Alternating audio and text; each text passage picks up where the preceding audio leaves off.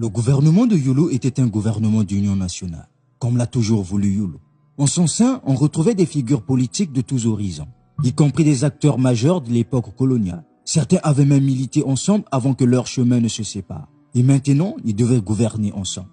Gérer une telle équipe n'était pas simple, mais Yulu a tenu les rênes pendant plusieurs mois. Pendant ce temps, des chantiers essentiels ont vu le jour. Rédaction des lois, mise en place de l'administration, construction des infrastructures et bien d'autres. Yulu avait cette capacité à faire des concessions pour le bien de la nation et pour préserver l'unité nationale. En novembre 1960, après 6 mois de prison dans l'affaire des communistes, Kikungangot rejoint finalement le gouvernement. Son arrestation, survenue le 10 mai 1960 à Dolisie, avait été un coup dur. Mais c'est Yulu lui-même qui le libéra avec ces mots. « Mon frère, je dois te demander pardon. On m'avait induit en erreur à ton sujet. Maintenant, tu es libre et ministre. » À sa sortie de prison, Kikungangot sera conduit par le ministre Victor Sato. Les deux amis devenus ennemis et qui sont redevenus amis grâce à l'intervention de Yulu. Cependant, après les élections de 1961, le gouvernement de Yulu commence à montrer des signes de fragilité. Les tensions internes se multiplient et conduisent à des départs marquants. Alphonse Massamba Deba, ancien président de l'Assemblée nationale, démissionne en octobre 1962, après seulement 6 mois dans le gouvernement en tant que ministre du Plan. Yulu tente de le garder en lui proposant le poste d'ambassadeur du Congo en France, mais il refuse. Puis, le 6 décembre 1962, c'est Jacques Opango qui quitte également le navire, marquant une autre rupture importante. Ces départs ne sont pas anodins, ils revêtent des désaccords internes profonds. Au sein du gouvernement, des clans se forment, notamment entre ceux qui ont combattu aux côtés de Yulu. Mais même entre eux, les divisions s'installent. Dans cette deuxième vidéo sur Yulu, nous parlerons des causes de sa chute, du pourquoi il avait signé la lettre de démission et de son évasion. Après l'indépendance, les hommes politiques et hauts fonctionnaires congolais profitaient largement des facilités de voyage qui leur étaient offertes. La France restait leur destination privilégiée, notamment pour la formation des membres de la police, de l'armée, de la bureaucratie et de la gendarmerie, principalement en raison de la langue et du système éducatif hérité de la colonisation. Quelques Congolais vont partir aussi en Israël, aux États-Unis, en Allemagne de l'Ouest et ailleurs. Mais ces voyages restaient marginaux face au déplacement constant des ministres, députés et hauts fonctionnaires. Ces derniers vont devenir de véritables globetrotters, multipliant les missions officielles à travers l'Europe du Nord, l'Asie, l'Union soviétique, l'Éthiopie, le Groenland et même l'Amérique latine. Si ces déplacements profitaient aux compagnies aériennes, ils représentaient un fardeau financier important pour l'État congolais, aux ressources déjà limitées. Le 28 novembre 1960, lors du 2e anniversaire de la proclamation de la République, Tshisekedi va prononcer un discours insistant sur l'importance de l'agriculture pour le développement national. Il va exhorter la population à retourner à la terre, affirmant que le pays devait d'abord gagner la bataille contre le sous-développement avant d'espérer s'industrialiser. Il va critiquer l'exode rural et appeler ceux qui n'avaient rien en ville à repartir dans leur village et cultiver la terre. Cependant, cet appel resta sans effet. La jeunesse urbaine, confrontée au chômage, ne fut pas séduite par l'idée d'un retour à la campagne. L'inaction du gouvernement face au chômage et au sous-développement fut d'autant plus critiquée que les élites continuaient à mener une vie luxueuse. Le contraste entre les difficultés du peuple et le train de vie ostentatoire des dirigeants ne fit qu'alimenter la colère populaire. Pourtant, des vêtements coûteux et multipliant les dépenses extravagantes, ces hommes politiques furent accusés de corruption, gabegie financière et détournement de fonds. Ce fossé entre les élites et la population renforça la frustration et la défiance envers le pouvoir en place, accentuant ainsi les tensions sociales. Le gouvernement de Yulu traverse une période d'instabilité sous la pression constante de l'élite. Pour maintenir son autorité, il cède aux exigences en accordant des nominations ministérielles et divers privilèges. Le 1er juillet 1962, dans un discours, il reconnaît ses influences et prend conscience de la fragilité de l'unité nationale, fondée sur des intérêts individuels plutôt que sur une réelle cohésion politique. Afin de calmer les tensions et d'éviter les grèves, Yulu augmente les salaires des fonctionnaires, qui passent de 29 000 à 37 000 francs CFA en 1962. Tandis que les ouvriers perçoivent bien moins, 5 000 francs CFA par semaine à Brazzaville, 3 200 francs dans d'autres villes. Dès juin 1960, les Yegaboka dénoncent l'explosion des effectifs ministériels, passant de 60 à 120 agents en un an, et l'augmentation du nombre de chargés de mission, considérés comme des propagandistes financés par l'État.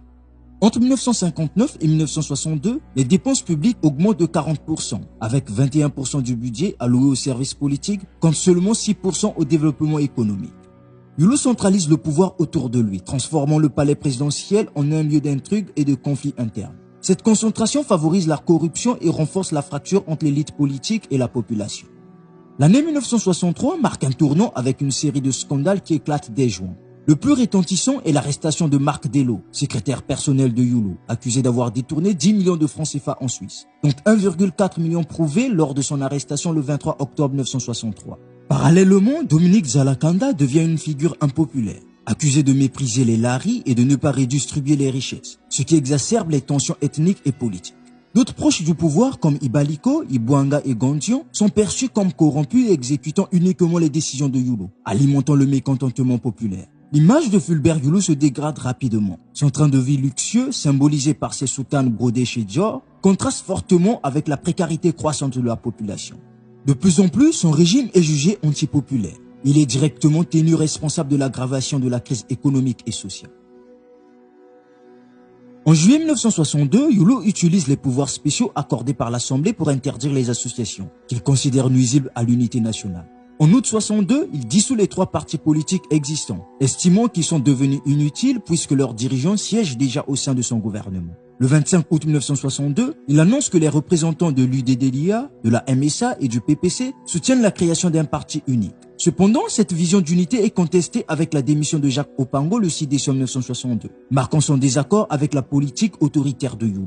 Le 13 avril 1963, les dirigeants de la législature approuvent à l'unanimité le plan de Youlou pour instaurer un parti unique. En 1963, la visite de Sékou Touré à Brazzaville attise les tensions. Son discours renforce l'opposition et accentue le mécontentement populaire. Plusieurs syndicats s'unissent pour former un comité commun et réclament des réformes, dont une nouvelle législature et le renvoi des ministres corrompus, notamment le ministre de la Justice, Zalakanda. Face aux contestations, Youlou procède à des arrestations désordonnées, ce qui aggrave la crise. C'est le début des discussions entre le gouvernement et les syndicalistes. Le 6 août 1963, Youlou rompt les négociations et annonce à la radio l'instauration du parti unique le 15 août. Il interdit les réunions publiques, y compris celles des syndicats, ce qui entraîne une réaction du comité commun qui appelle à une grève générale le 13 août.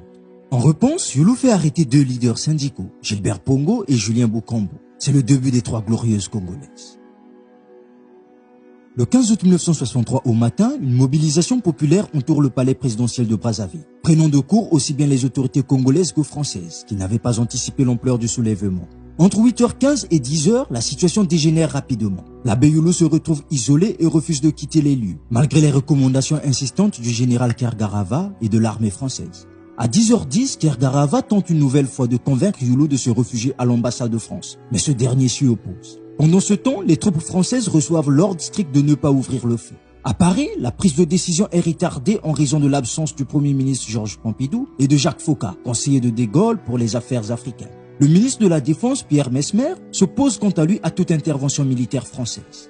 Pendant ces heures cruciales à Brazzaville, le désaccord entre les partisans d'une négociation et ceux favorisant une défense armée du palais accentue la confusion. Les services secrets françaises, le STEG, enregistrent des conversations essentielles dont une copie est destinée à Foccart dès son retour à Paris. Cette journée marque un tournant décisif, précipitant la chute de Youlou sous la pression populaire et l'inaction française.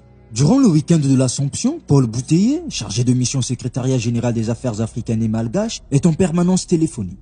Lorsqu'il reçoit un appel du général Kergarava, il ignore encore l'ampleur de la crise. Kergarava pose alors une question clé à ses interlocuteurs civils et militaires à Paris. Peut-il engager les troupes françaises contre les manifestants? Il avertit qu'une telle action entraînerait inévitablement un bain de sang. Un balai téléphonique frénétique s'enclenche pour obtenir une réponse des plus hautes autorités de la République. Mais Pompidou est absent. Foccart est à la pêche. Il n'est pas joignable. Et De Gaulle se trouve à Colombey. Seul Pierre Messmer est joignable et s'oppose fermement à toute intervention. Faute de pouvoir contacter Foccart à temps, l'Élysée doit se passer de son avis, bien que la connexion avec Colombey fonctionne parfaitement.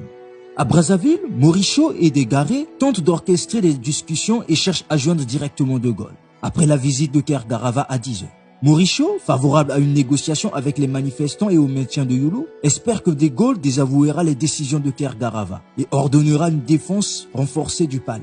Plus tard, en analysant les retranscriptions des échanges, Foccart en vient à penser que la situation a été mal présentée à De Gaulle, par la diplomatie française, notamment par le Quai d'Orsay, traditionnellement hostile à Youlou. Il estime que les officiers sur place n'ont pas su gérer la crise, et qu'une simple démonstration de force sans tirer sur la foule aurait suffi pour calmer les manifestants. Quoi qu'il en soit, son absence à ce moment clé a scellé le sort de Youlou, rendant impossible toute tentative de sauvetage politique ou militaire. Malgré les efforts de Morichaud, la chute du président congolais devient inévitable. Avant les mobilisations du matin du 15 août encerclant le palais, aucun responsable français ou congolais n'avait anticipé que la révolte populaire atteindrait une telle intensité, au point de se transformer en révolution. Entre 8h15 et 10h, la situation se détériore rapidement.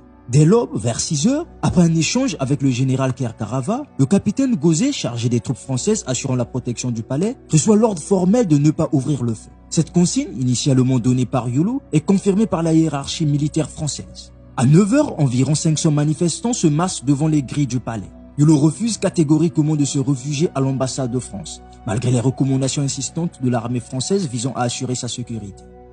Face à la pression grandissante et l'absence de soutien militaire français, il demande à parler directement au général de Gaulle. Ce dialogue déterminant scelle son destin politique.